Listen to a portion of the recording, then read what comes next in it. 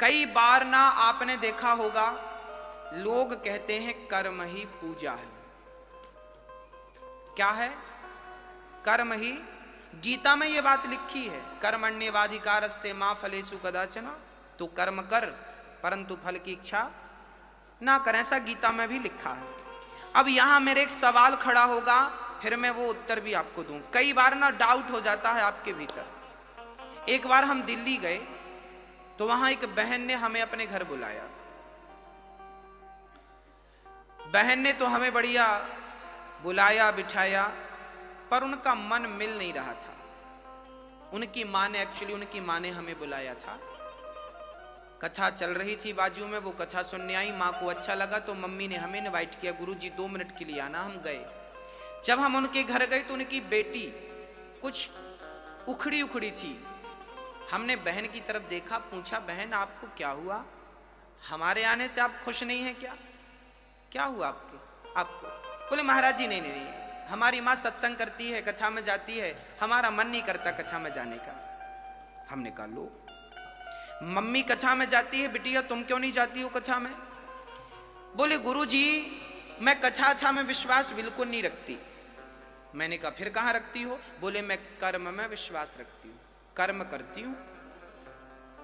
कर्म करो बस, कर्म ही पूजा है। अब मैंने सोचा कि इसकी अज्ञान की आंखें बंद कर दूं और ज्ञान की आंखें। तब मैंने उस बेटी को अपने सामने चेयर पे बिठाया। मैंने कहा 5 मिनट का मुझे समय दो और तुम यहां बैठ जाओ। अब वो बैठ गई मेरे सामने। अब हमने उस लड़की से कहा कि आप कहती हो कर्म ही पूजा है। अब हमने उससे प्रश्न किया कि बेटा ये बताओ कि कर्म क्या है? कर्म क्या है? आप लोग भी कई बार कहते होंगे कि कर्म ही करते रहो। भगवान भी कर्मों का ही फल देते हैं। जब हम अच्छा करेंगे तो अच्छा फल मिलेगा, बुरा करेंगे तो बुरा फल मिलेगा। जब हमारे कर्मों का ही फल हमें मिलना है तो फिर हम भगवान की भक्ति क्यों करें? बात बिल्कुल सही है। एक अज्ञानी आदमी यदि ऐसी बातें करे तो कोई अतिशयोक्ति नहीं है, आश्चर्य नहीं है, बात ठीक है, तर्क संगत बात है।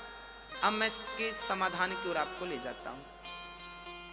मैंने उस लड़की को सामने बिठाया। मैंने कहा बहन ये बताओ कि कर्म क्या है?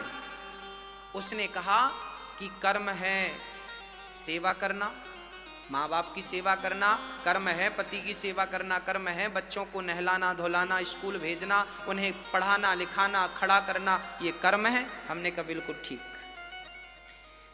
अब हमने कहा कि देखो बहन, कर्म सब कुछ है। आंख की पलक झपक रही है, ये भी क्या हो रहा है? कर्म हो रहा है।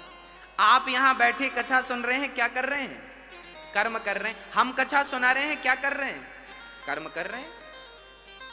एक बेटा मां की आरती उतार रहा, क्या कर रहा है? एक आदमी दूध पी रहा है, क्या कर रहा है? कर्म। एक आदमी शराब पी रहा है, क्या कर रहा है? बोलो।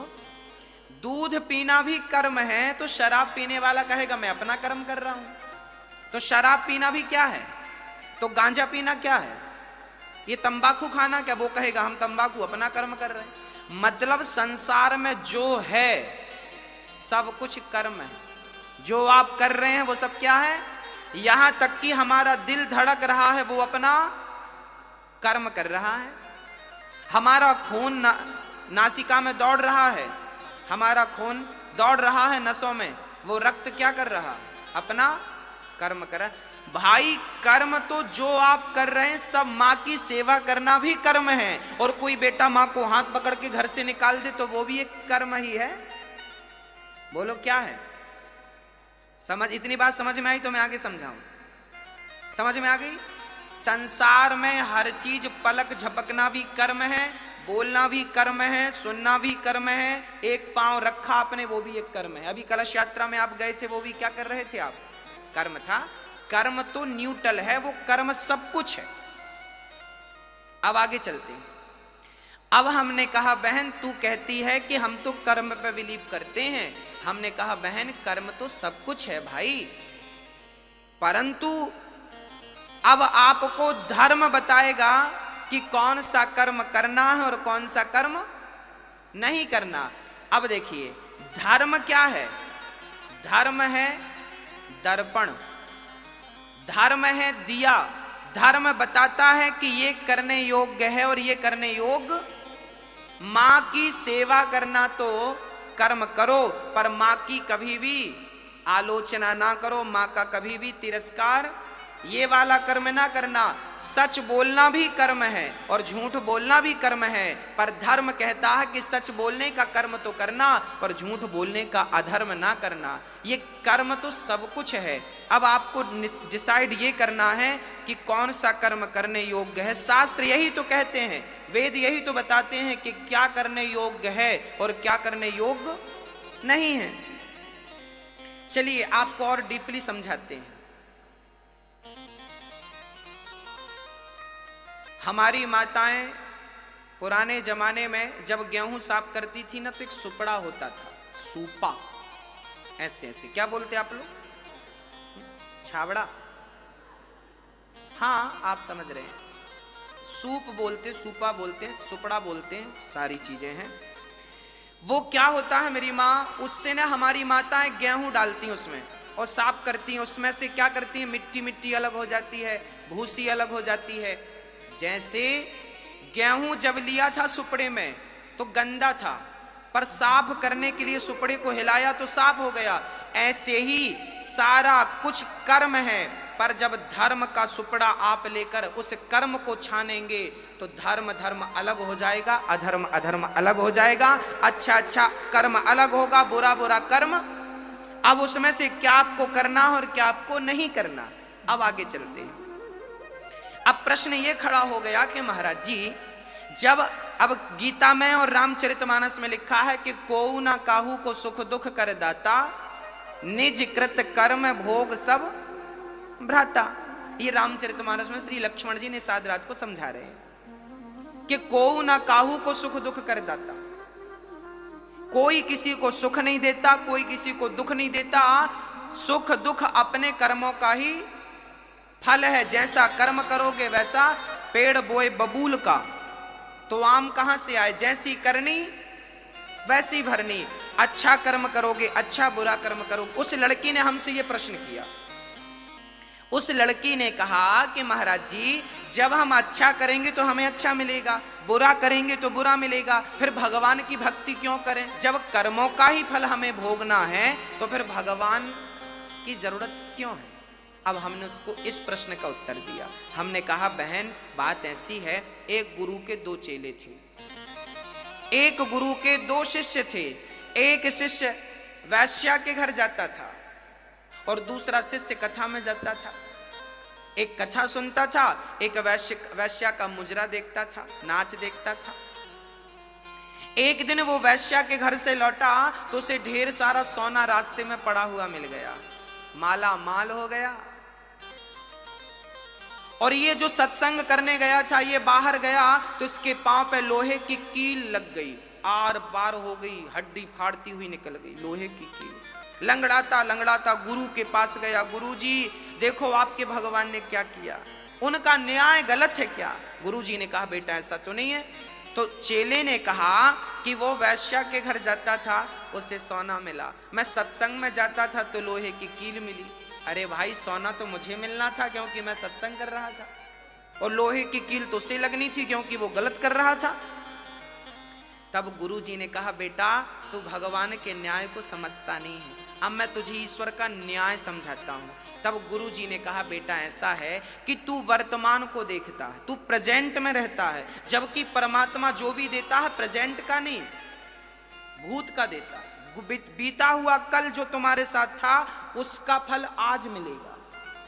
समझाते हैं गुरु जी, बेटा बात ऐसी है कि जो वैश्या के घर जाता था ना, आज के दिन वो बहुत बड़ा राजा बनने वाला था, उसके भाग्य में राजगद्दी थी, पर वैश्या के घर जा जा करके उसने अपना सारा पुण्य नष्ट कर लिया।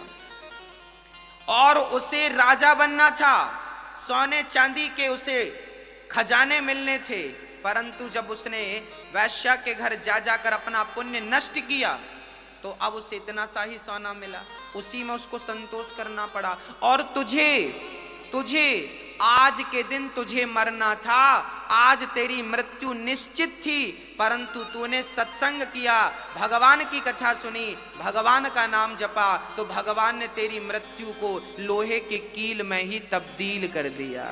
ये ईश्वर का न्याय है, ईश्वर का। तुम्हें तुम्हारे कर्मों का ही फल मिलेगा, याद रखना, तुम्हें तुम्हारे कर्मों का फल मिलेगा, परंतु भगवान यदि मेहरबान होंगे तो तुम्हारे भाग्य में, यदि सुदामा के भाग्य में जीवन भर की दरिद्रता थी, परंतु भगवान की शरण में गए तो वो दरिद्रता सुदामा के मरते दम तक दरिद्रता थी, पर जब भगवान की शरण में गए तो उस दरिद्रता को मिटाकर 2 लोकों का मालिक बना दिया कि नहीं? हाँ, तो परमात्मा की शरण में जब हम जाएंगे तो हम पापी हैं, भगवान की शरण में जाएंगे तो वो हमारे सारे पापों को, संसार भव सागर तुम पार नहीं कर सकते। क्या होता है, मेरी माँ छोटे छोटे बच्चों को जब आप उंगली पकड़ के चलाते हैं ना, तो रास्ते में छोटे छोटे गड्ढे मिलते हैं। जब छोटे छोटे गड्ढे मिलते हैं तो मम्मी छोटे से बच्चे को क्या करती है? क्या करती है? गोद में लेती है और पार करा देती। गड्ढा पार हुआ तो फिर उतार देती है। जैसे माँ बच्चे को गड्ढा गोद में लेकर पार कराया, ऐसे भगवान की शरण में रहोगे तो भव सागर गोद में लेके पार करा देंगे, पता नहीं लगेगा कि कब पार हो गए। ये उनकी शरणागति में ही संभव है। हमारी और आपकी भक्ति में ताकत नहीं है कि हम उन्हें पा सकें। उनकी कृपा होगी तो उन्हें पाया जा सकता है, अन्यथा हम में ऐसी कोई खास बात, हम में कोई योग्यता नहीं है। ईश्वर को अकारण करुणा वरुणालय कहते हैं, जो अकारण करें। बिंदु जी महाराज लिखते हैं, न जाने कौन से गुण पर दयानिधि रीझ जाते हैं, यही सदग्रंथ कहते हैं और यही हरिभक्त गाते हैं। न जाने कौन से गुण पर दयानिधि रीझ जाते। इसलिए आप भी कर्म तो करिए, पर कर्म के साथ भगवान से जुड़े रहने में कोई नुकसान नहीं। कर्मों का फल तो मिलेगा, पर भगवान साथ में है तो तुम्हारे पक्ष में ही निर्णय होगा, बस ये मान लो। अर्जुन ने महाभारत लड़ा, क्या कृष्ण ने अर्जुन का गांडीव पकड़ के एक भी बाण चलाए? पूरे महाभारत में एक भी बाण चलाए क्या? पितामह भीष्म के सामने रथ का पहिया लेके दौड़े थे केवल एक बार बस। बाकी पूरे महाभारत में कृष्ण ने एक भी बाण किसी पर चलाए हो तो बताओ? नहीं चलाए ना। बिना बाण चलाए अर्जुन को क्या करते रहे? केवल मार्ग बताते रहे। कर्म तुझे ही करना पड़ेगा, पर तेरे कर्म के साथ जब गोविंद की कृपा जुड़ती है ना, तो कहते हैं ना, चलना तो एक पांव से भी होता है, पर दोनों पांव हो तो बात ही कुछ और है भक्तों। ऐसे पहला पांव है कर्म और दूसरा पांव है धर्म। तो कर्म भी ना छूटे और धर्म भी, दोनों। पक्षी को उड़ने के लिए एक पंख नहीं, 2 पंख चाहिए। हमारी भी जिंदगी में ये 2 पंख हैं, एक पंख है कर्म, दूसरा पंख है धर्म। इसलिए कर्म भी करो, पर किसके साथ रहकर करना है? किसके साथ रह के करना है? धर्म के साथ रहकर करना है, धर्म को नहीं छोड़ना। तो भगवान क्या करते हैं?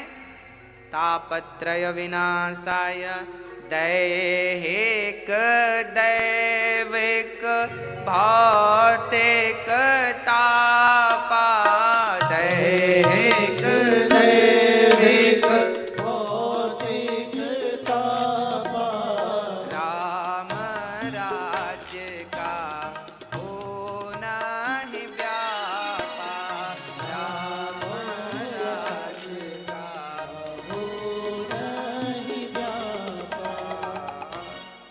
3 प्रकार के दुख हम सबके जीवन में होते हैं। कौन कौन से? दैहिक दैविक भौतिक।